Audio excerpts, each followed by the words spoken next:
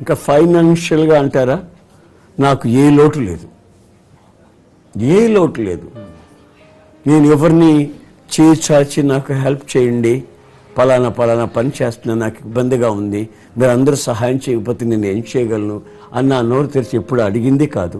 కానీ నా అవసరాలు ఏమిటో ఆయన ఎరుగున్నాడు కనుక ఎప్పుడు సిగ్గుపడనివ్వకుండా దేవుని చేత మేళ్లు పొందినటువంటి దేవుని బిడ్డలు వాళ్ళు హృదయపూర్వకంగా ఇచ్చే ఆ ఫ్రీ విల్ ఆఫరింగ్స్ అవి నాకు సమృద్ధిగా సేవలో సరిపోతున్నాయి.